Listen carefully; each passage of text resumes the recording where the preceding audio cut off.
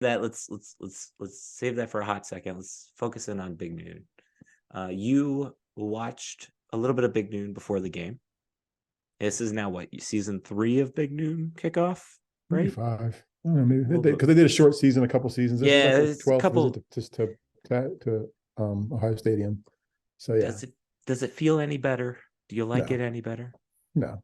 Well, here's the thing. At halftime when they had the game, I thought Leinart and Brady Quinn were very honest in their assessment of the Penn State offense and very fair. Um, it's just hard to trust. I don't think Fox during the games. I mean, I think Gus Johnson's there to entertain and whatever else. I don't think, and he sounded a little more Ohio State than he sounded like he always does.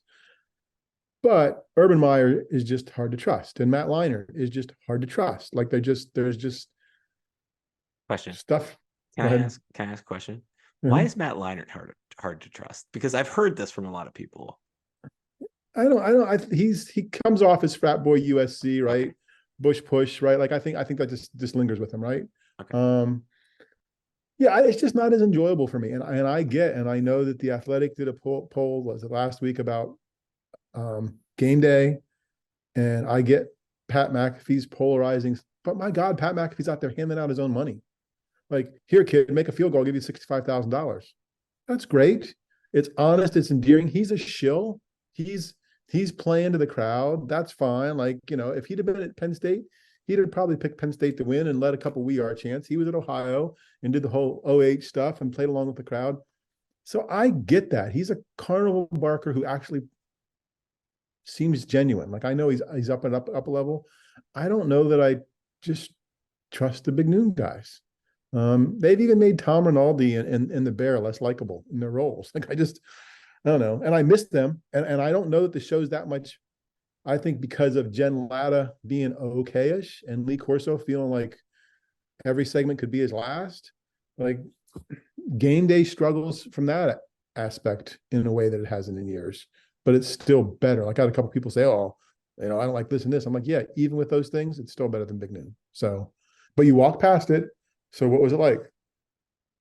Uh, if you think Game Day has a lot of promotions and stuff going on, they bring a whole Wendy's sign, like a whole you drive like the Wendy's sign that is on Atherton Street at the Wendy's out on Atherton Street. They bring that with them. It is commercialized even more. Yeah. There's also significantly less people. And they set up direct like Ohio or when they do game day at Ohio State, it's essentially across the street from the Horseshoe, but it's pretty far across the street at the Horseshoe. Game day was, or I'm sorry, Big Noon was touching the stadium close. Mm-hmm. And we're walking in and it's, 11:15 ish. There's not a lot of people there.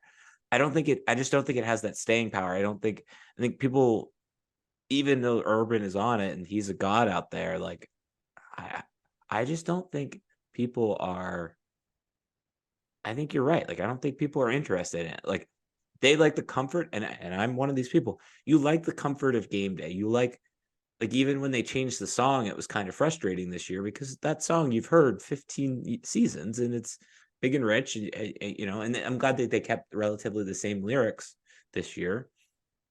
I think there's just like a comfortness of either whether it be Chris Fowler or Reese Davis opening up the show and kind of opening up your Saturday, and then that last 10 minutes of picks. That's religious television for a college football fan. There's no reason to turn like I can't think of a reason to tune into Big Noon. Like, I don't care who they have on there.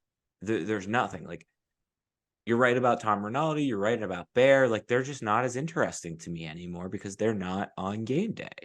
Um, and I just I think we're we're gonna have to get used to the fact that they're gonna be around, but I think it's like Burger King and McDonald's. Like, McDonald's is still always gonna be the go-to fast food place in this country. And Burger King's always gonna be second type deal. That's Um, fair. Yeah. I mean, I think, yeah, I mean, a couple million people are going to watch them, so that the networks aren't getting rid of them. It's cheapish programming. The people that are already there on site. I mean, I wrestle with, and I guess it's pennies in their world. why you have 5 people on set or 6 people on set, how that makes sense and what that investment is. But that's, above my pay grade. And I guess it makes sense for them.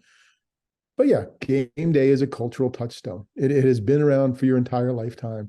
It has been around for the entire lifetime of probably 40% of college football fans are people who consider themselves strong college football fans, maybe more.